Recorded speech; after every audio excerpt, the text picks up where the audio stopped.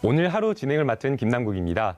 첫 번째 주제는 한일 위안부 비공개 합의가 있었다는 소식입니다. 먼저 함께할 두 분 소개해드리겠습니다. 정신대 문제 대책협의회 윤미향 대표 나오셨습니다. 안녕하세요. 네, 안녕하세요. 최진봉 성공회대 신문방송학과 교수 나오셨습니다. 안녕하세요. 안녕하십니까. 시청자 여러분도 샵 5400으로 다양한 의견 보내주시기 바랍니다. 페이스북 라이브로도 시청하실 수 있습니다. 2년이나 된 문제인데요. 사실 저희가 여러 가지 논란이 있으면서 혹시나 했지만 이런 이면 합의가 있었을 것이다라는 것을 충분히 좀 짐작을 하고 있었는데요. 이번 조사 결과를 보니까 역시나라고 하는 이런 결과가 나온 것 같습니다. 이 조사 결과의 어떤 배경이라든가 주요 내용에 대해서 먼저 최진봉 교수님께서 좀 설명해 주시면 좋을 것 같은데요. 먼저 제가 목소리가 좀 고르지 못해 죄송합니다, 시청자 여러분.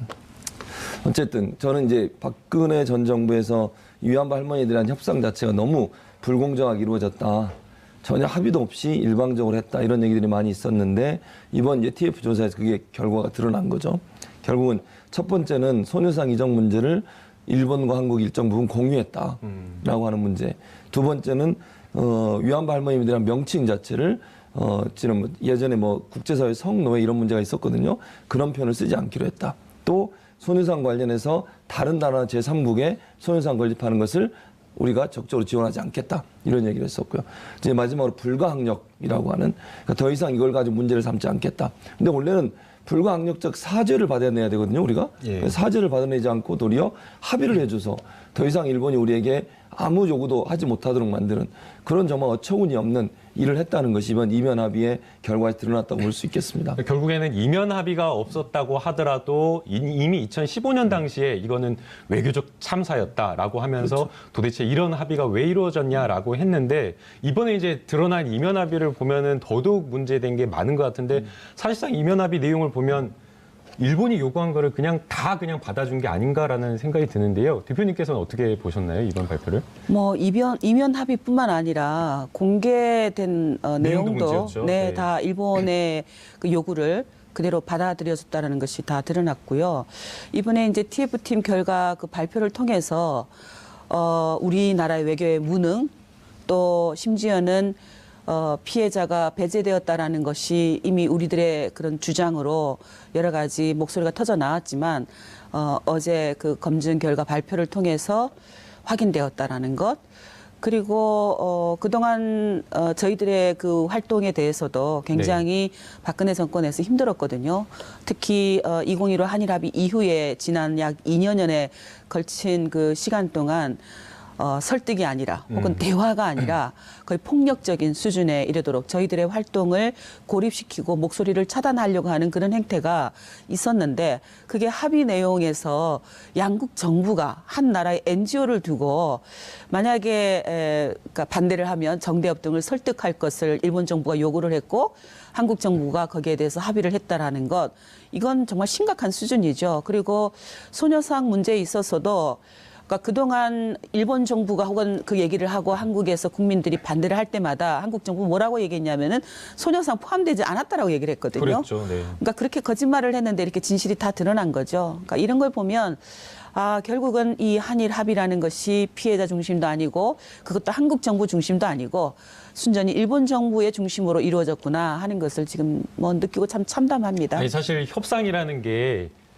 양쪽의 입장 팽팽하게 줄다리기를 해서 서로가 원하는 것을 조금씩 양보해서 받아내는 게 협상인데 사실 이번 협상 내용을 보게 되면 너무나 일방적으로 과연 그 들어준 것이 우리나라 정부 측에서 나와서 협상을 한 것인지 아니면 그냥 일본 측 양측이 나와가지고 그냥 토의해서 이런 결론을 내린 것인지 의구심이 들 정도인데요.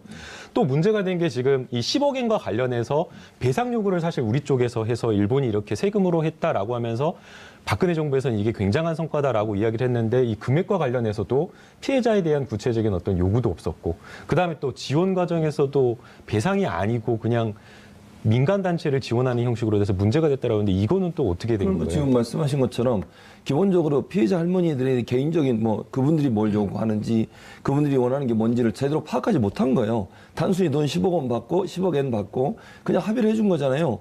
그리고 피해자들을 만나서 그분들의 의견을 들었습니까? 15번 만났지만 제대로 그분들의 의견을 합의해서 가지고 가서 그분들이 원하는 대로 협의를 한 게 아니라 그냥 단순히 빨리 이 문제 덮고 가자. 이런 식으로 접근을 하다 보니까 결국은 제대로 합의가 안 된 거죠. 윤 대표 말씀하신 것처럼 할머니들은 사죄를 받고 싶은 거예요. 돈이 문제가 아니라. 그렇죠. 근데 사죄를 얘기하는 게 아니라 돈 주면서 이미 모든 걸 끝냈다고 거기서 끝내버리면 그럼 할머니들은 뭐가 되는 거예요 대체.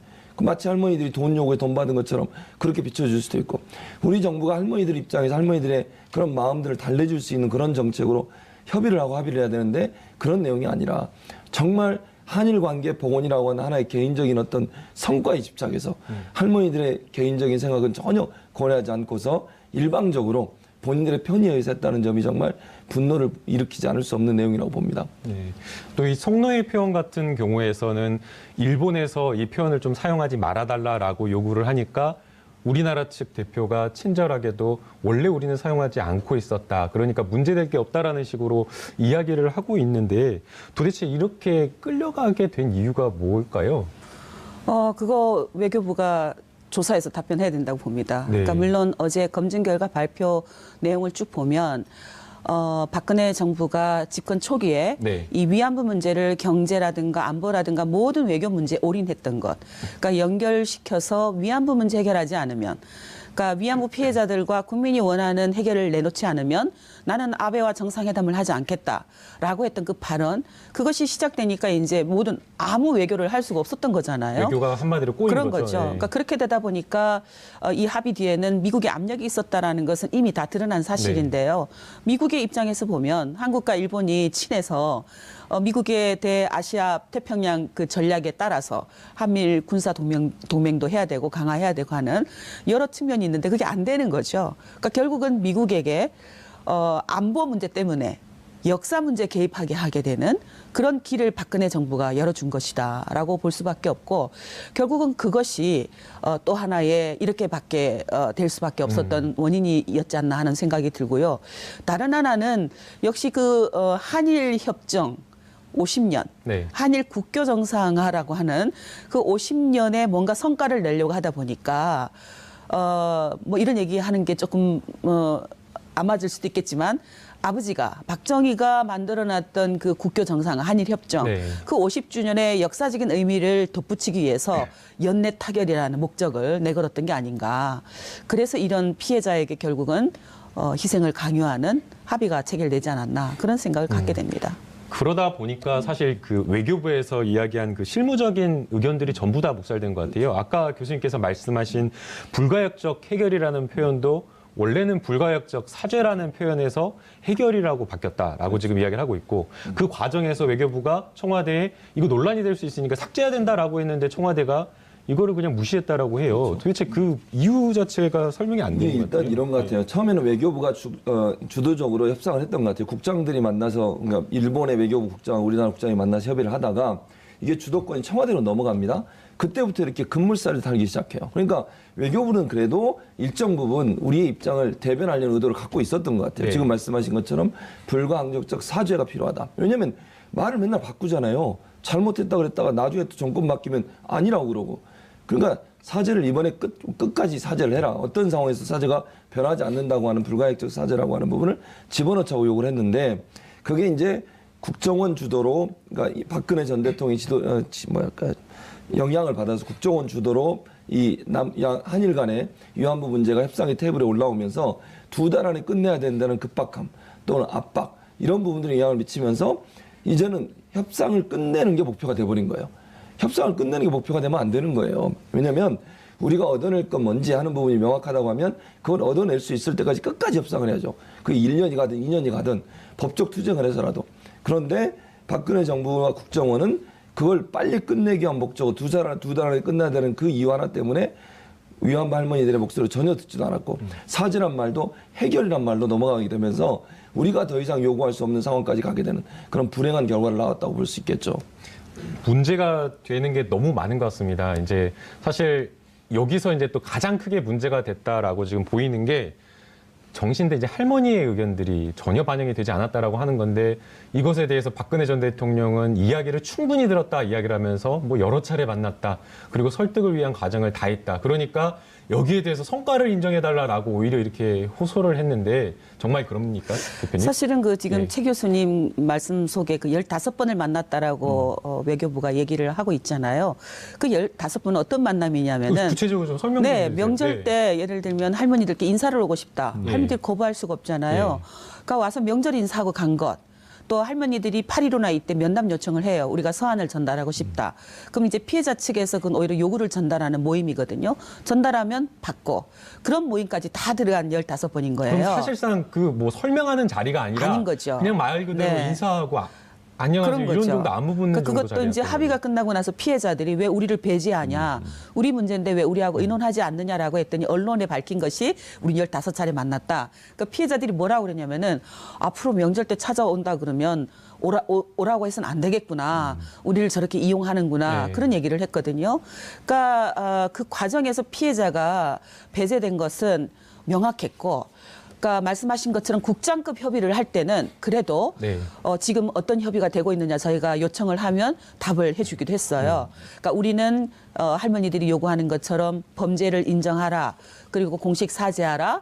법적 책임으로 배상하라라는 이 세 가지가 충족되지 않으면 피해자들은 받아들일 수 없다라고 얘기를 하는데 일본은 똑같이 뭐 65년 한일협정으로 다 했다. 뭐 샌프란시스코 강화조약을 했다. 앵무새처럼 그동안 해왔던 그 얘기만 하고 있어서 어렵습니다. 할머니들이 또 그런 얘기를 들으니까 또 어떻게 해요? 더 노력해 주십시오. 네. 그게 이제 국장급 협의할 때 진행이 됐던 거였거든요. 근데 문제는 국장급 협의에서 해결이 안 되니까 네. 바로 고위급 회담으로 넘어갔고 그때부터는 모든 것이 비밀로 피해자들은 그런 일이 있었던 것도 모르고 그러면 고위급 저희들조차도. 회담으로 넘어갈 뒤부터는 여러 가지 전혀 정보를 알 수가 전달이 되지 없었습니다. 않았던 네. 거예요. 그 고위급 라인에 결국에는 이병기 국정원장과 비서실장, 당시에 이제 비서실장을 했던 이병기 비서실장이 직접 관여를 했다라고 하는데 이 이병기 비서실장이 직접 이렇게 나서게 된 이유가 뭔가요? 이유를 본인들이 얘기한 건 그거예요. 뭐라고 얘기하냐면 윤병세 전 외교부 장관 일본을 잘 몰라서 그렇다. 근데 저는 이해가 안 돼요. 이병기 그럼 국정원장은 일본을 잘 압니까? 그리고 외교부에서 그래도 뭐 저는 윤병세 전 외교장을 좋아하진 않지만 이 사람은 그래도 외교부에서 오랫동안 일했던 사람이잖아요. 외교 업무를 외교부에 있는 사람이 더 알지 국정원장이 더 잘 알겠습니까? 그건 저는 이해가 안 된다고 생각해요. 그러니까 이거는 변명에 불과하다고 저는 생각을 하고요. 이거는 그야말로 외교부에서 여러 가지 뭐 지금 윤 대표님이나 이런 시민사회단체 또는 피해자 할머니들 이런 만나서 그래도 성의 보이고 뭔가 의견을 들으려고 하고 이런 시도를 했던 것에 그러니까 꼬인다고 생각하는 거예요. 박근혜 전 대통령은 이렇게 가면 갈수록 절대로 이 문제 해결 안 되겠구나. 이러다 보니까 결국은 이걸 배제시키고 결국 본인이 직접 한 라인으로 연결하고 직접적으로 지시할 수 있는 국정원장 내세워서 그쪽도 일본 같은 경우도 국가안전보장국장이라고 하는 야치라고 하는 사람인데요. 이 사람 두 사람을 만나게 해서 두 사람의 합의를 이끌어내게 만듭니다. 이거는 그야말로 정치적 합의예요. 그러니까 이게 무슨 피해자와 가해자가 있는 사건이잖아요. 그럼 피해자의 피해를 보상할 수 있도록 또 피해자의 요구가 받아들여질 수 있도록 하는 합의가 돼야 될 텐데 그런 합의가 아니라 그야말로 정치적 선택에 의해서 둘 다 정치적 대리인을 내세워서 합의를 하고 그 합의 때문에 급무살을 타서 2개월 만에 합의가 이끌어 나왔단 말이죠. 그러다 보니까 졸속이고 이렇게 이면에 합의를 해놓고 우리가 완전히 뒤로 물러서 우리가 피해를 보는 그런 합의를 할 수밖에 없는 상황이었다고 볼 수 있겠습니다. 이게 완전 밀실 합의다라고 이렇게밖에 볼 수 없을 것 같은데요. 이제 할머님들이 정말 분노하시고 화가 나실 것 같아요. 저도 이제 어제 조금 인터뷰 찾아보고 네. 너무나 화가 났는데 할머니들께서는 지금 어떤 반응이신가요? 그러니까 우리도 이런데 할머니들 오죽했겠어요. 그러니까요. 그러니까 무엇보다도 그 2015 한일 합의 이후에 거리로 뛰쳐나와서 왜 정부가 우리 역사를 돈으로 파느냐. 네. 또 왜 역사를 지우려고 하느냐. 소녀상 철거에 대해서 일본이 이야기할 때도 한국 정부는 한마디 말도 안 했거든요. 해외의 평화비가 그 해외 시민단체들이 세우는데 워낙 일본 정부와 우익이 압력을 넣고 로비를 하니까 그 주체들이 한국 대사관에, 그러니까 호주에 있는 대사관, 미국에 있는 대사관들에게 자문을 구하죠. 그러면 그 대사관들의, 그러니까 한국 정부 측에서 어떤 훈령이 갔냐면은 소녀상 관련해서는 어떤 언급도 하지 말아라 라는 훈령들이 가는 거죠. 뿐만 아니라 한인회라든가 한국 단체들, 한인 단체들에게도 소녀상 관련해서는 어떤 관여도 하지 하지 말아라라는 공문을 외교부에서 보냈다라는 거예요. 그러니까 이런 이야기들이 그동안 할머니들과 저희들에게 제보가 됐는데 네. 이번 합의를 통해서 그런 것조차도 결국은 밀실 합의, 할머니들 표현하면 쑥덕쑥덕 예. 자기들끼리 얘기한 끝에 그렇게 약속을 했기 때문에 한국 정부가 우리에게 그렇게 폭력적인 일들을 지난 합의 이후에 저질렀구나. 분노와 참담함과 우리 김복동 할머니의 표현 계속 억울하다. 억울하다. 이 우리가 정말 대한민국에 살고 있는 것이냐. 네. 어제도 그런 표현. 할머니들 집회하셨죠? 수요 집회. 네, 할머니들 못 나오셨어요. 네. 참 안타까운 일인데요. 사실 합의에 대해서 이런 밀실 합의, 이면 합의를 해준 것에 대해서 가장 책임 있는 사람이 당시 이제 협상을 이끌었던 윤병세 전 외교통상부 장관이라고 할 텐데 반응이 완전히 달랐어요. 어제 이메일을 기자들한테 보냈다고 하는데 어떤 내용인가요? 어제 이메일을 보냈는데 위안부 TF보고서 유감이다. 균형 있게 평가 못하고 있다. 본질적 핵심적 측면보다는 절차적 감성 요소에 중점을 두고 있다. 이게 지금 말이 됩니까? 저는 이분이 이렇게 얘기하는 건 전 반성해야 한다고 생각하거든요. 윤병세 전 장관 같은 경우에는 자기가 그렇게 한 거에 대해서 정말 국민 앞에 사죄하고 또 위안부 할머님들 앞에 가서 무릎 꿇고 정말 죄송하다고 빌어야 돼요. 그런데 지금 본인이 한 걸 정당하다고 얘기하고 있는 거 아니겠습니까? 아니, 길게 이메일을 보내가지고 이게 이면 합의가 별도에 있는 게 아니라 부수적인 것에 불과하다 이렇게 이야기하는데 교수님 이거 어떻게 그건 평가해야 말이 안 되나요? 되죠. 왜냐하면 그게 왜 부수적이 아니겠습니까? 이면 합의가 있다고 하는 것은 나중에 일본이 이 합의서를 가지고 정부를 계속 압박할 거 아니에요. 실제 그랬죠. 그러니까요. 예. 네. 그러니까 그럼 정부는 이미 합의해 놓은 상황이 있기 때문에 그걸 어떻게 할 수 없는 거잖아요. 이게 어떻게 부수적입니까? 어찌 보면 이게 주예요. 겉으로 내세운 것은 얼굴 마담으로 내세운 거지 실제 일본이 우리를 압박하는 것은 이면 합의서를 가지고 압박을 하는 겁니다. 그런데 어떻게 부수적으로 얘기하는지 저는 이해할 수 없고요. 자기가 이렇게 잘못했으면 국민 앞에 정말 사죄하는 게 저는 맞다고 봐요. 이런 형식으로 할머니들 가슴에 대못을 받고 국민들한테도 얼마나 큰 실망감을 줬습니까? 일본한테 우리가 굴욕적인 어떤 합의를 해낸 거 아니에요? 이런 점이라고 하면 당시의 어떤 주무장관으로서 정말 지금이라도 깊이 사죄하셔야 돼요. 그리고 그런 이면 합의 없다고 계속 얘기했었어요, 그 사람. 그 사람이라 죄송합니다. 그분. 윤병세 그분은 이면 합의 없다고. 그때는 이면 합의 있는 것처럼 우리가 계속 얘기했잖아요, 언론에서도. 네. 본인은 끝까지 없다고 그랬어요. 근데 이번에 밝혀졌잖아요. 그럼 그것도 부수적으로 얘기할 게 아니라 정말 죄송하다. 어쩔 수 없이 정권의 압력에서 그렇게 됐다라고 시인하고 사과하는 게 맞는 거죠. 이런 태도는 정말 잘못된 태도라고 봅니다. 대표님께서 이 외교부와 이야기를 할 때 그 윤병세 전 장관의 뭐 적극성이라든가 태도라든가 이런 건 좀 어땠나요? 별로였죠. 별로였어요? 네, 별로였죠. 그러니까 적극적인 의지라고 할까요? 본인의 입장이 그렇게 명확하게 서 있다는 것을 전혀 못 느꼈죠. 오히려 물론 헌법재판소에서 그 위헌 판결을 내린 이후에 외교부가 움직이기 시작했던 것이고, 그리고 그 외교부 안에서 피해자들에게 그때부터 청취를 시작을 했던 것이었는데, 장관이 어떤 대외적인 입장이라든가 그런 거 밝힐 때는 네. 늘 피해자들의 요구에 약간 뭐랄까 못 미치는 그런 입장이었고, 그 이후에 한일합의 이후에도 보인 행태는 오히려 그러니까 합의를 우리가 받아들일 것을 강요하는 그런 모습을 보였던 거죠. 네. 그러니까 지금 저런 모습은 사실은 납득할 수가 없어요. 좀 부끄러울 것 같은데 지금 발표된 것을 통해서 외교부와 여가부는 모든 것이 대통령의 지시로 이루어지잖아요. 그러니까 허수아비였잖아요. 네. 그러니까 부끄러운데 외교부 수장으로서 책임감으로 사죄를 해도 지금 우리가 이 상처를 치유할 수 있을까 없을까 하는 그런 지점에 있는 것인데 이해를 할 수가 없습니다. 그러게요. 또 하나 쟁점이 되고 있는 게 이제 일부 야당이나 일부 시각에서 이 외교 문서를 이렇게 공개를 해야 되느냐, 그리고 일본과의 있었던 협상 과정을 이렇게 구체적으로 공개하는 게 결국에는 국가의 어떤 신용도라든가 대외적인 어떤 외교 협상력을 떨어뜨린다라는 이런 비판도 있는데 여기에 대해서는 또 교수님 어떻게 저는 평가하시나요? 그렇게 생각해요. 네. 정상적으로 외교 합의가 이루어졌다고 하면 밝히면 안 된다고 생각합니다. 그러니까 정상적인 절차에 따라서 양국 간에. 그런데 지금처럼 이렇게 이면 합의가 있다고 하면 이건 정상적이라고 보기 힘들잖아요. 국민한테 보고하는 내용과 본인들이 했던 이면 합의가 또 있다고 하면 이거는 밝혀내야 된다고 저는 생각을 하거든요. 이거는 신뢰를 회복하는 방법이라고 생각을 해요. 국가 간에 이렇게 이면 합의 만들어가지고 국민들 속이고 양쪽 국민들 다 속이고 어찌 보면 한일 이 위안부 문제 같은 경우는 전 세계를 상대로 해서 속이는 거예요. 모든 전 세계 사람들이 다 쳐다보고 있는 거 아니에요? 이 문제에 대해서는 우리나라, 일본의 문제만이 아니라 전 세계 여성들과 인권단체들이 이 문제를 심각하게 보고 있는데 대외적으로는 그렇게 얘기하고 대내적으로 또다시 비밀 합의 문서가 있다고 하면 이건 반드시 밝혀내서 문제가 있다면 바로 잡아야 되는 거죠.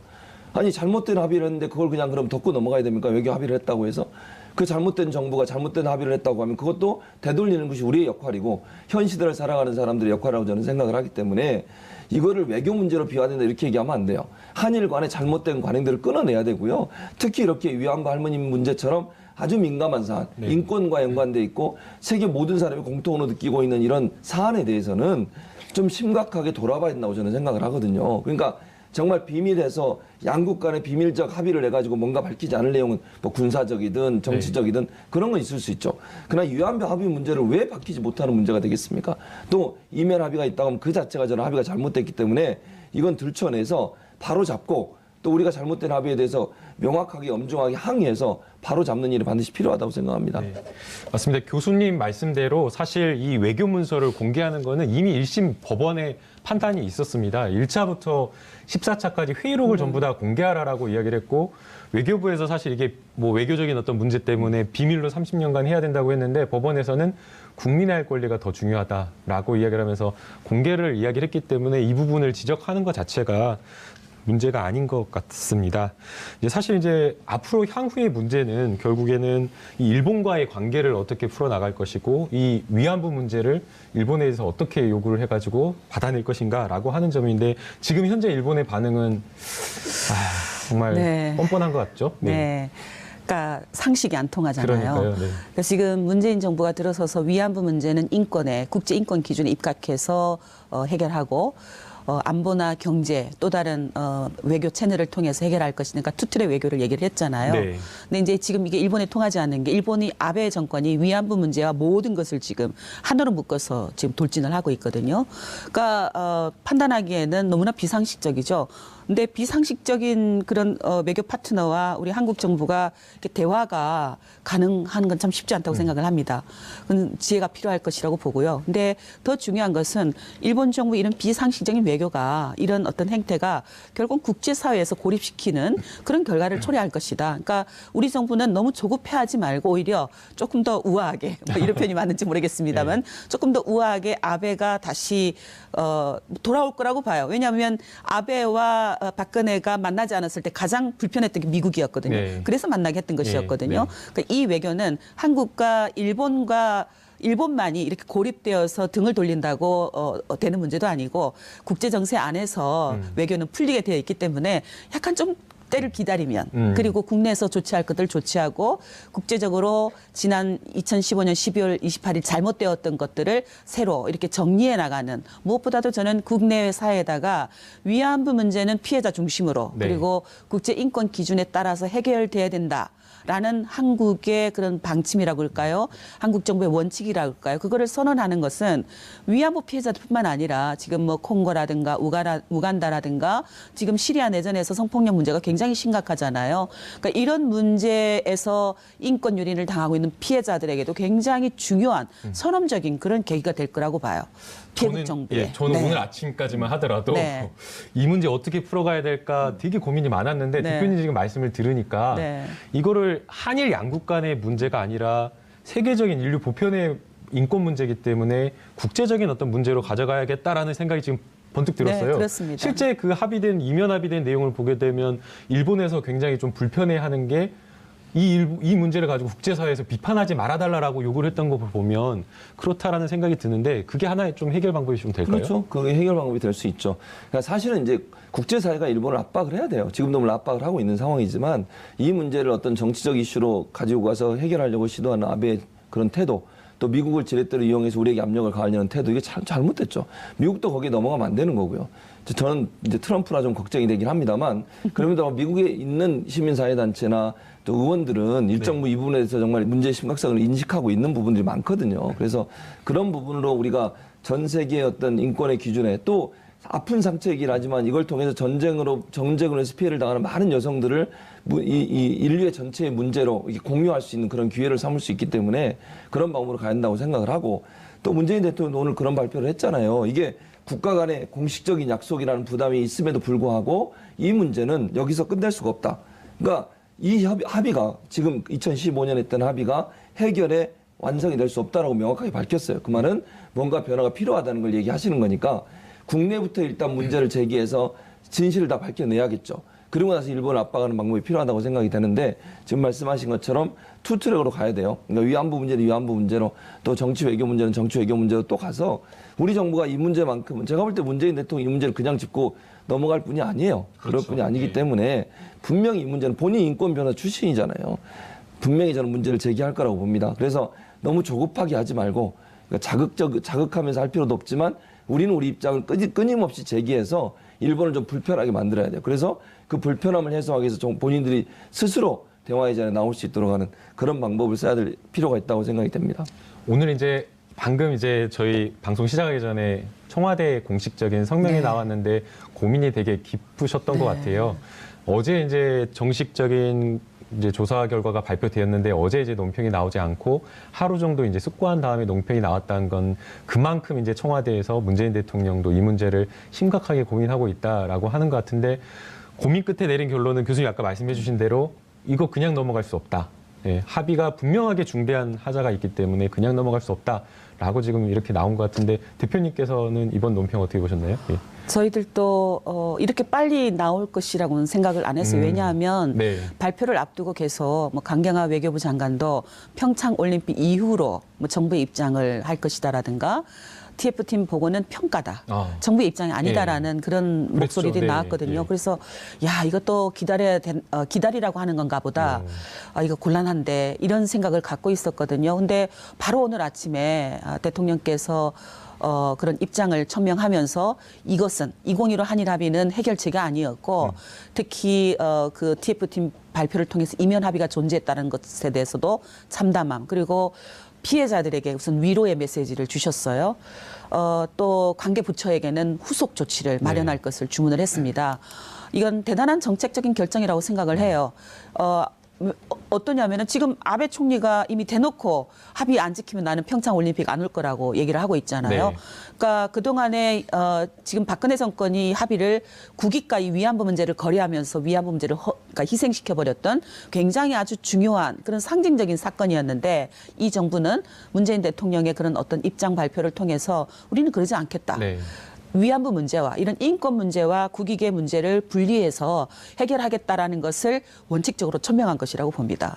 이건 굉장히 중요한 입장이라고 생각을 해요. 사실 저도 부끄럽지만 네. 어제 이 조사 결과 발표 나고 청와대의 어떤 정책적인 결정은 상당 기간 좀 시간이 네. 있어야 될 것 같다라고 그렇게 말씀을 드렸는데 하루 만에 나왔다라고 하는 것은 정말 대단한 결정이라고 좀 생각이 되는데 교수님께서는 어떻게 평가를 하셨나요? 저도 같은 개념이에요. 그러니까 네. 문재인 정부가 추구하고 있는 것은 가장 중요한 것은 이 문제는 정말 우리가 중요하게 이거 국정 이슈로 삼고 또 이걸 해결하는데 정부가 모든 힘을 다하겠다는 걸 보여주는 게 아니겠습니까? 어찌 보면 지금 말씀하신 것처럼 여러 가지 외교적인 마찰이 있을 수도 있고 또 외교적으로 우리의 불이익을 가져올 수 있는 요소이기도 하지만 그것보다 더 중요한 것은 이제 얼마 남지 않은 위안부 할머니들 그 한이라도 풀어줘야 되는 거 아니에요? 그게 이 정부가 해야 되는 일이라고 저는 생각을 합니다. 평창 올림픽에 아베가 오는 게 좋겠지만 이것 때문에 안 온다고 하면 그것마저도 우리가 받아들여야 되는 거 아니에요? 아니 그것 때문에 그러면 위안부 할머니들 그 아픔을 씻어주지 못하고 아베가 평창 올림픽 오는 것을 기대하고 그게 저는 더 이상하다고 생각해요. 저는 차라리 안 왔으면 좋겠어요. 아니, 정말 안 왔으면 좋겠어요. 네. 아베가 안 온다고 하더라도 선수들이 네. 안 올 리는 없지 않습니까? 그렇죠. 선수단은 다 온다고 하면 굳이 아베가 와야 되나? 나는 이렇게 생각이 들거든요. 만약 그렇게 되면 모든 공은 아베에게 넘어갈 거다. 결국은 아베의 책임이 될 것이고 과연 아베가 그런 무리수를 쓰게 될까? 그렇죠. 예. 뭐 그런 생각이 좀 드네요. 오히려 아베가 오지 네. 않는다라고 한다면 위안부 문제로 한일 간의 문제가 불거져서 그렇죠. 안 왔다라고 하면서 네. 저희는 오히려 이 문제를 국제적으로 이슈화할 수 있는 그런 계기도 될 수 있으니까 네. 아베가 안 왔으면 좋겠다고 생각이 드는데 결국에는 이제 이 한일 간의 외교가 과연 이제 향후에 이제 어떻게 흘러갈 것이냐라고 하는 부분이 조금 이제 걱정이 되는 것 같긴 하는 것 같아요.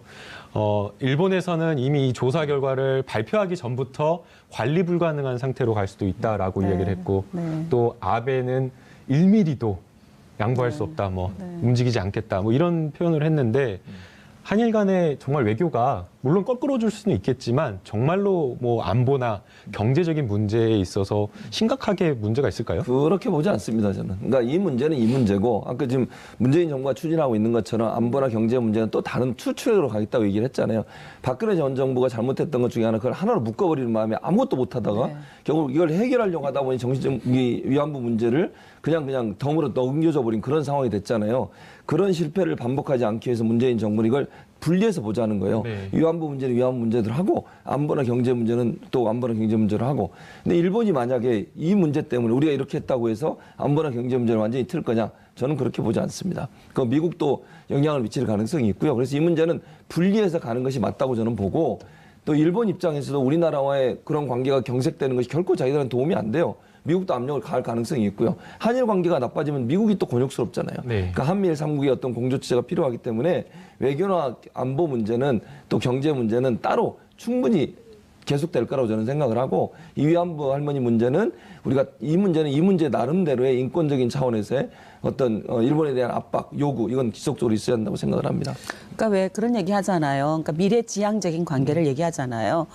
그러니까 지금 당장은 껄끄럽고 뭔가 갈등이 증폭되고 그렇겠지만 장래적으로 봤을 때 1년, 2년, 3년, 4년 후 그러니까 외교도 우리 외교가 늘 급급해서 오늘 내일을 막 감정적으로 대립하고 그러는 게 아니고 약간 좀 멀리 내다보는 외교가 필요하지 않겠는가 그런 생각이 들고, 이번에 발표했던 이 TF팀 발표가 오히려 3년 후 불거진다면 3년 후 가면 또 마찬가지로 갈등이 증폭될 수밖에 없거든요.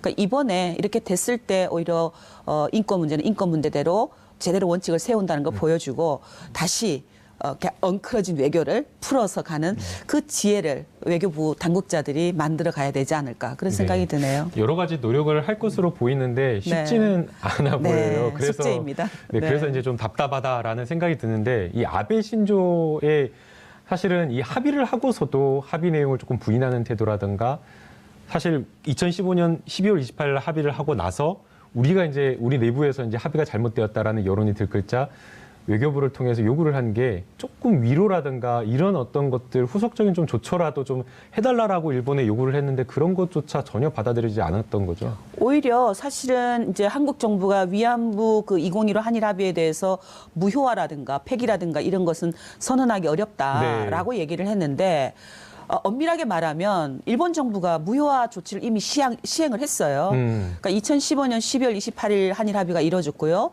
그 다음에 2016년 3월에 유엔 여성차별철폐위원회 회의가 열렸는데, 그 자리에서 일본 정부가 30분 동안 위안부 피해자를 강제 연행한 증거가 없다라고 비난을 해요. 그러니까 공격을 합니다. 그러니까 한일 합의에 포함되어 있었던 국제사회에서 위안부 문제를 제기하지 않겠다라는 그 약속을 이미 일본 정부가 깬 거죠. 파기를 한 거죠. 네, 파기를 한 거죠. 그리고 민간 차원에서 뭐 정부는 그 뒤에 정말로 침묵했고요. 한국 정부는 저희들은 정부 조직이 아니니까 민간 차원에서 유엔에서 가서 발언을 하거나 또 해외에서 기림 및 평화비가 세워지는 활동들이 진행될 때 일본 정부가 나서서, 민간이 나서는 게 아니고 정부가 나서서 적극적으로, 심지어는 호주 같은 경우 평화비가 세워질 때 일본 정부가 우익들과 함께 호주 국가인권위원회에다가 호주의 평화비가 세워지는 거는 일본에 대한 인종차별이다라고 제소를 하거든요. 물론 기각되었지만. 네, 정말. 그러니까 그런 일들이 이미 다 벌어졌어요. 그러니까 이미 일본 정부 스스로 무효화의 길을 갔으면서 한국 정부에게만 거꾸로 일방적으로 강요하고 있는 것이죠. 아니, 2015년 12월 28일 날 가장 핵심적인 것이 책임에 통감한다라고 하면서 사과하고 사죄를 하는 거 아니겠습니까? 그런데 그 다음 해년도 3월에 유엔에 가서 그렇게 강제 연행한 바 없다라고 하면 사죄를 한 게 아무것도 없는 거 아닌가요? 그러니까 결국은 그러니까 공개된 내용, 지금 이제 우리가 계속 이면 합의 비공개 얘기를 했잖아요. 근데 공개된 내용, 책임을 인정하고 또 사과하고, 사죄가 아니라 오詫비라는 일본말 표현은 사죄라고 번역할 수가 없죠. 사실은 미안하다라는 거니까 죄에 대해서 미안합니다 이런 것도 아니고, 네, 그런 거죠. sorry, 영어로 치면 sorry, 우리 좀 미안합니다, 뭐 그 정도죠. 그리고 이제 국고에서 10억 엔인데 이 세 가지거든요. 이것을 그러니까 TF팀 발표에서는 약간의 그래도 과거보다 진전이 있었다라고 평가를 했더라고요. 근데 저희들은 그렇게 생각하지는 않아요. 그러니까 뭐 변호사님이시니까 잘 아시겠죠. 사죄란 무엇이냐, 그렇죠. 인정이란 무엇이냐, 누가 무엇을 어떤 행위를 했는가라는 것을 적시하고 인정하고 그리고 그 인정 위에 입각해서 사죄하는 것이잖아요. 그 사죄는 말로만 이루어지는 게 아니라 배상으로 이어지고. 근데 이 조건이 하나도 충족이 안 됐거든요. 그러니까 그것을 불가역적이라고 했다라는 거죠. 그것으로. 그러니까 이게 더 기가 막힌 것이고, 그러니까 이면 합의를 떠나서도 공개된 합의로서도 이건 충분히 그 책임을 추궁하고 물어야 된다. 그렇게 생각을 합니다. 네, 저희가 그 변호사가 그 형사 합의를 하려고 하면 네. 피해자들이 정말 마음의 상처를 얻은 경우에는 뭐 1억, 2억, 3억을 준다고 해도 합의가 안 돼요. 그러니까 합의의 가장 기본이 정말 피해자들, 이 할머니의 마음을 위로하고 진심으로 위로하고 그런 것들이 담겼어야 됐는데 지금 이 한일 간에 합의된 내용을 보게 되면 사실 그런 게 전혀 없었던 게 아닌가라는 생각이 들어요. 그러니까 2015년도 합의는 그야말로 돈으로 때우는 합의였어요. 그리고 그걸 또 우리나라 정부는 용인해주고 그러면서 서로가 서로의 이익을 챙긴 거잖아요. 그런데 피해자들은 그 두 주체 어디에도 안중이 없는 거예요. 그러니까 더 황당한 거죠. 아베야 그렇다고 쳐요. 우리나라 정부가 우리나라 국민인 할머님들의 그런 피해 사실에 대해서 적극적으로 대신 얘기해주고 울분을 토하고 사죄하라고 요구하고 이러지 못하고 그냥 그걸 합의를 해줬다는 것이 얼마나 분통 터지는 일입니까? 이게 과연 우리나라의 정부의 대통령이었는지도 황당하고요. 또 위안부 할머님들한테 소상히 밝히지도 않고. 그러면 합의를 하러 가려면 할머님들이 뭘 요구하는지 듣고 그 요구사항들을 제대로 관철시키도록 합의를 해야 될 텐데 그런 내용이 다 빠진 상태에서 그냥 정치적으로 합의를 해내고 그것이 본인의 치적인 것처럼 자랑하고 이런 식으로 행동을 했기 때문에 탄핵까지 간 게 아닌가 하는 생각이 들어요. 네. 이제 지금이라도 늦게라도 이제 이런 것들이 드러나고 바로잡겠다라고 해서 다행이다라는 생각이 드는데요. 대표님께서 이제 할머니들을 좀 대신해서 문재인 정부 노력하겠다라고 지금 이야기를 하고 있기 때문에 할머니들이 원하는 게 도대체 무엇인지 외교적인 문제에도 불구하고 문재인 대통령이 이거는 불가피하게 해결하고 나가겠다라고 지금 강한 의지를 밝히고 있기 때문에 어떤 것을 정말로 진심으로 바라는지 좀 말씀해 주시면 좋을 것 같은데요. 참 어려운 문제가 되어버렸어요. 2015년 12월 28일 한일 합의 이전에는 그래도 피해자들의 노력으로 굉장히 많은 성과를 국제적으로 받아냈거든요. 근데 엉클어져 버렸기 때문에 그걸 어떻게 다시 풀어서 제대로 정상으로 옮겨놓느냐 하는 숙제가 남았는데 가장 그 첫 번째 이제 과제가 그 한일 합의 이후로 받았던 10억 엔을 어떤 방식으로 일본 정부에게 다시 반환하는 그런 절차를 밟을 것인가. 저렇게 일본이 지금 상대를 안 해주고 있기 때문에 또 다른 한편으로는 그 화해치유재단을 어떻게 해산해서 원점으로 만들 것인가 하는 게 지금 피해자들이 가장 이렇게 절박하게 억울하게 생각하는 지점이에요. 그 우리 이용수 할머니께서는 그런 표현을 하시더라고요. 10억 엔을 그 받았다는 걸 생각하면 역겹다. 어떻게 우리의 그런 삶을 그 10억 엔에 그렇게 팔아버릴 수가 있겠는가 하는 그런 말씀을 하셨거든요. 그러니까 피해자들이 불편해하고 있는 것을 일단 제거하고 그리고 제대로 정의로운 해결은 정부가 할 수 있는 일이 아니거든요. 정부만 할 수 있는 게 아니고 그건 NGO와 또 국제사회가 함께 노력해서 할 수 있는 것이기 때문에 어떻게 이 문제를 피해자들의 요구대로 또 국제인권 기준에 입각해서 해결할 수 있을 것인가 그건 저희 정대협이 또 고민해가면서 한국의 시민사회 또 국제인권사회와 함께 논의해가면서 만들어가야 될 과제라고 생각을 합니다. 네, 사실 이 문제가 저희 모두의 문제라고 생각을 해서 국민적인 여론이 들끓었기 때문에 사실 이렇게 TF 조사도 있었고 또 문재인 대통령도 어려운 한일 관계라든가 사실 일본의 어떤 북핵 문제 해결을 위해서 일본의 도움도 필요한데 그런 모든 것을 다 불이익을 감수하고서라도 이 문제를 해결하겠다라고 이렇게 말씀하신 게 아닌가 생각이 드는데요. 문재인 대통령이 이 문제를 해결하기 위해서 또 어떤 노력이나 위완이 필요할까요? 저는 아까도 말씀하셨지만 첫째는 이제 위안부 할머님들이 뭘 요구하는지를 명확하게 정부가 인식하고 그 문제를 관철시켜서 대리인 역할을 해야 한다고 생각을 해요. 어차피 국가 대 국가로 협상을 해야 되는 거잖아요. 이 문제는 물론 민간 차원에서도 법적 청구도 하고 고소도 하고 또 다른 세계 여러 나라의 관계자들과 협력해서 문제도 해결해야 되지만 정부 입장에서는 국가 대 국가로 우리 위안부 할머니들 대표해서 우리 국가의 외교부가 나서서 뭘 요구하는지를 잘 귀담아 들으시고 그 들은 내용들을 가지고 적극적으로 반영해서 협상에 임해야 한다고 저는 생각을 하고요. 이 문제는 문재인 대통령도 밝히셨으니까 그렇지만 절대로 다른 문제와 연관시켜서는 안 돼요. 이 문제는 이 문제 하나로만 온전히 이건 인권의 문제고 온전히 이것은 그 귀한 젊은 시절을 완전히 황폐화시켰던 잘못된 전쟁의 그 아픔들 또 그런 나라들, 군국주의의 나라가 됐던 일본, 이 나라에 대한 사죄를 반드시 받아내는데 초점을 맞춰야 됩니다. 그게 국민이 바라는 거였지 보면. 할머니들뿐만 아니라 일본이 저렇게 사죄하지 않고 끝까지 잘했다고, 자기들은 죄가 없다고 얘기하는 저 부분이 너무 분노를 일으키는 거잖아요. 그래서 그 부분을 사죄를 받아낼 수 있는 방법들을 꼭 찾아서 추진해야 한다고 생각을 합니다. 네. 오늘 말씀 잘 들었고요. 그 한일 위안부 협상 문제 지금이라도 이렇게 잘 드러나서 다행이다라는 생각이 들고, 또 여기에 대해서 문재인 대통령이 의지를 가지고 해결하겠다라고 지금 말씀해 주셔서 또 잘 해결될 거라고 믿습니다. 네. 오늘 하루 진행을 맡은 김남국입니다. 첫 번째 주제는 한일 위안부 비공개 합의가 있었다는 소식입니다. 먼저 함께할 두 분 소개해드리겠습니다. 정신대 문제 대책협의회 윤미향 대표 나오셨습니다. 안녕하세요. 네, 안녕하세요. 최진봉 성공회대 신문방송학과 교수 나오셨습니다. 안녕하세요. 안녕하십니까. 시청자 여러분도 샵 5400으로 다양한 의견 보내주시기 바랍니다. 페이스북 라이브로도 시청하실 수 있습니다. 2년이나 된 문제인데요. 사실 저희가 여러 가지 논란이 있으면서 혹시나 했지만 이런 이면 합의가 있었을 것이다라는 것을 충분히 좀 짐작을 하고 있었는데요. 이번 조사 결과를 보니까 역시나라고 하는 이런 결과가 나온 것 같습니다. 이 조사 결과의 어떤 배경이라든가 주요 내용에 대해서 먼저 최진봉 교수님께서 좀 설명해 주시면 좋을 것 같은데요. 먼저 제가 목소리가 좀 고르지 못해 죄송합니다, 시청자 여러분. 어쨌든 저는 이제 박근혜 전 정부에서 위안부 할머니들에 대한 협상 자체가 너무 불공정하게 이루어졌다. 전혀 합의도 없이 일방적으로 했다. 이런 얘기들이 많이 있었는데 이번 이제 TF 조사에서 그게 결과가 드러난 거죠. 결국은 첫 번째는 소녀상 이적 문제를 일본과 한국이 일정 부분 공유했다라고 하는 문제. 두 번째는 위안부 할머니들에 대한 명칭 자체를 지금 예전에 뭐 국제사회 성노예 이런 문제가 있었거든요. 그런 표현을 쓰지 않기로 했다. 또 소녀상 관련해서 다른 나라 제3국에 소녀상 건립하는 것을 우리가 적극적으로 지원하지 않겠다. 이런 얘기를 했었고요.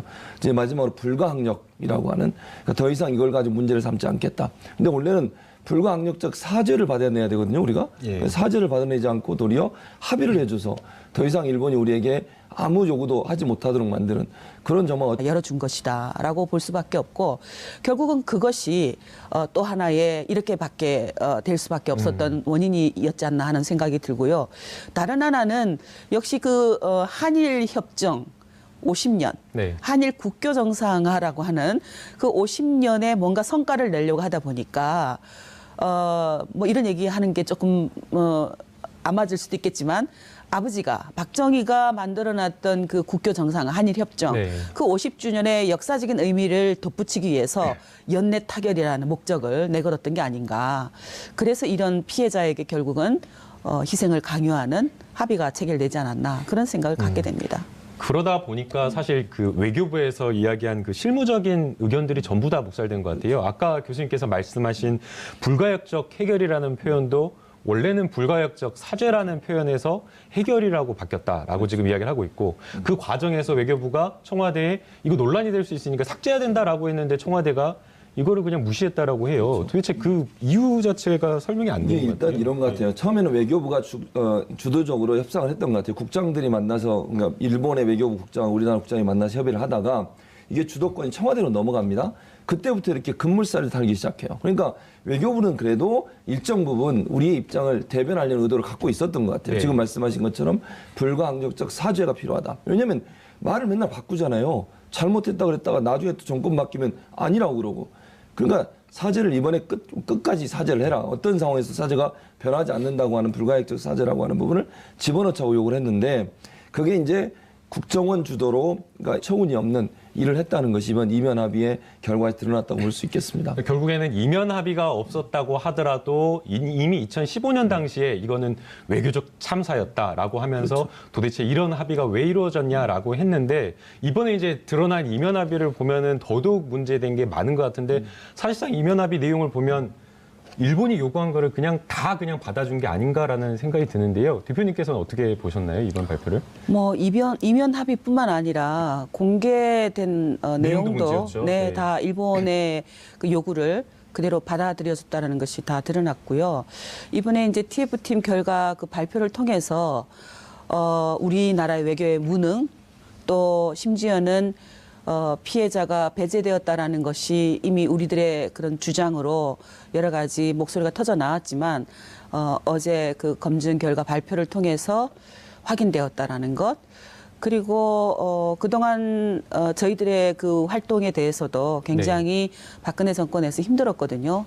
특히 2015 한일합의 이후에 지난 약 2년여에 걸친 그 시간 동안 설득이 아니라 혹은 대화가 아니라 거의 폭력적인 수준에 이르도록 저희들의 활동을 고립시키고 목소리를 차단하려고 하는 그런 행태가 있었는데 그게 합의 내용에서 양국 정부가 한 나라의 NGO를 두고 만약에 그러니까 반대를 하면 정대협 등을 설득할 것을 일본 정부가 요구를 했고 한국 정부가 거기에 대해서 합의를 했다라는 것 이건 정말 심각한 수준이죠. 그리고 소녀상 문제에 있어서도 그러니까 그동안 일본 정부가 혹은 그 얘기를 하고 한국에서 국민들이 반대를 할 때마다 한국 정부 뭐라고 얘기했냐면은 소녀상 포함되지 않았다라고 얘기를 했거든요. 그랬죠. 네. 그러니까 그렇게 거짓말을 했는데 이렇게 진실이 다 드러난 거죠. 그러니까 이런 걸 보면 결국은 이 한일 합의라는 것이 피해자 중심도 아니고 그것도 한국 정부 중심도 아니고 순전히 일본 정부의 중심으로 이루어졌구나 하는 것을 지금 뭐 느끼고 참 참담합니다. 아니, 사실 협상이라는 게 양쪽의 입장이 팽팽하게 줄다리기를 해서 서로가 원하는 것을 조금씩 양보해서 받아내는 게 협상인데 사실 이번 협상 내용을 보게 되면 너무나 일방적으로 과연 그 들어준 것이 우리나라 정부 측에서 나와서 협상을 한 것인지 아니면 그냥 일본 측 양측이 나와가지고 그냥 토의해서 이런 결론을 내린 것인지 의구심이 들 정도인데요. 또 문제가 된 게 지금 이 10억엔과 관련해서 배상 요구를 사실 우리 쪽에서 해서 일본이 이렇게 세금으로 했다라고 하면서 박근혜 정부에서는 이게 굉장한 성과다라고 이야기를 했는데 이 금액과 관련해서도 피해자에 대한 구체적인 어떤 요구도 없었고 그다음에 또 지원 과정에서도 배상이 아니고 그냥 민간 단체를 지원하는 형식으로 돼서 문제가 됐다라고 하는데 이거는 또 어떻게 된 거예요? 지금 말씀하신 것처럼 기본적으로 피해자 할머니들의 개인적인 그분들이 뭘 요구하는지 그분들이 원하는 게 뭔지를 제대로 파악하지 못한 거예요. 단순히 돈 10억 원 받고 10억엔 받고 그냥 합의를 해준 거잖아요. 그리고 피해자들을 만나서 그분들의 의견을 들었습니까? 15번 만났지만 제대로 그분들의 의견을 합의해서 가지고 가서 그분들이 원하는 대로 협의를 한 게 아니라 그냥 단순히 빨리 이 문제 덮고가자 이런 식으로 접근을 하다 보니까 결국은 제대로 합의가 안 된 거죠. 윤 대표 말씀하신 것처럼 할머니들은 사죄를 받고 싶은 거예요. 돈이 문제가 아니라. 그렇죠. 근데 사죄를 얘기하는 게 아니라 돈 주면서 이미 모든 걸 끝냈다고 거기서 끝내버리면 그럼 할머니들은 뭐가 되는 거예요 대체. 마치 할머니들이 돈 요구에 돈 받은 것처럼 그렇게 비춰줄 수도 있고 우리 정부가 할머니들 입장에서 할머니들의 그런 마음들을 달래줄 수 있는 그런 정책으로 협의를 하고 합의를 해야 되는데 그런 내용이 아니라 정말 한일 관계 복원이라고 하는 하나의 개인적인 어떤 성과에 집착해서 할머니들의 개인적인 생각은 전혀 고려하지 않고서 일방적으로 본인들의 편의에 의해서 했다는 점이 정말 분노를 일으키지 않을 수 없는 내용이라고 봅니다. 네. 또 이 성노예 표현 같은 경우에서는 일본에서 이 표현을 좀 사용하지 말아달라라고 요구를 하니까 우리나라 측 대표가 친절하게도 원래 우리는 사용하지 않고 있었다. 그러니까 문제될 게 없다라는 식으로 이야기를 하고 있는데 도대체 이렇게 끌려가게 된 이유가 뭘까요? 그거 외교부가 조사해서 답변해야 된다고 봅니다. 네. 그러니까 물론 어제 검증 결과 발표 내용을 쭉 보면 박근혜 정부가 집권 초기에 네. 이 위안부 문제를 경제라든가 안보라든가 모든 외교 문제에 올인했던 것. 그러니까 연결시켜서 위안부 문제 해결하지 않으면 그러니까 위안부 피해자들과 국민이 원하는 해결을 내놓지 않으면 나는 아베와 정상회담을 하지 않겠다라고 했던 그 발언 그것이 시작되니까 이제 모든 아무 외교를 할 수가 없었던 거잖아요. 외교가 한마디로 꼬인 그런 거죠. 거죠. 네. 그러니까 그렇게 되다 보니까 이 합의 뒤에는 미국의 압력이 있었다라는 것은 이미 다 드러난 사실인데요. 미국의 입장에서 보면 한국과 일본이 친해서 미국의 대아시아 태평양 그 전략에 따라서 한미일 군사 동맹도 해야 되고 강화해야 되고 하는 여러 측면이 있는데 그게 안 되는 거죠. 그러니까 결국은 미국에게 안보 문제 때문에 역사 문제 개입하게 하게 되는 그런 길을 박근혜 정부가